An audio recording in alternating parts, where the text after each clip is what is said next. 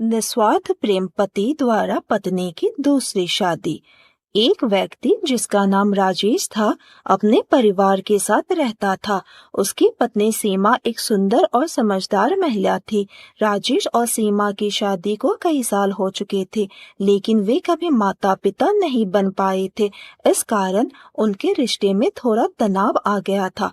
राजेश अपने परिवार के लिए बेहद जिम्मेदार व्यक्ति था और उसने सीमा के लिए हमेशा हर संभव कोशिश की थी। सीमा भी राजेश का बहुत सम्मान करती थी, लेकिन दोनों के मन में एक अधूरापन था।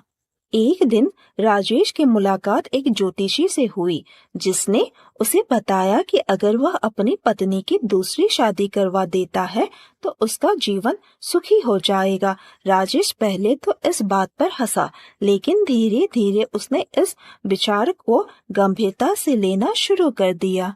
राजेश ने सीमा से इस बारे में बात की। सीमा पहले तो बहुत हैरान हुई, लेकिन राजेश के समझाने पर उसने भी इस विचार को स्वीकार कर लिया। उसने सोचा कि अगर राजेश उसके सुख के लिए इतना बड़ा त्याग कर सकता है, तो वह भी राजेश की खुशी के लिए यह कदम उठा सकती है।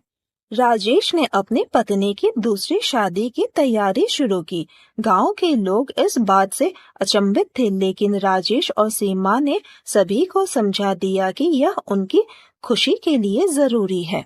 शादी का दिन आ गया। सीमा की दूसरी शादी हो गई। राजेश ने आंसू भरी आंखों से सीमा को विदा किया, लेकिन उसके दिल में एक अजीब सी शांति थी।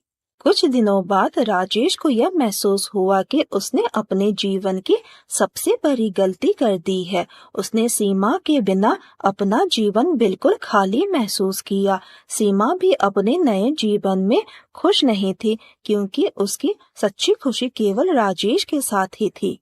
राजेश ने हिम्मत जुटाई और सीमा से मिलने का फैसला किया। उसने सीमा से माफी मांगी और उससे वापस अपने जीवन में लौटने की विनती की। सीमा भी राजेश के बिना खुद को अधूरा महसूस कर रही थी और उसने राजेश की बात मान ली। दोनों ने अपने पुराने रिश्ते को फिर से जीने का फैसला किया और इस बार वे एक दूसरे के प्रति और भी ज्यादा समर्पित हो गए। उसके बीच का प्रेम और भी गहरा हो गया और वे समझ गए कि जीवन में किसी भी समस्या का हल एक दूसरे के साथ नहीं छोड़ना है।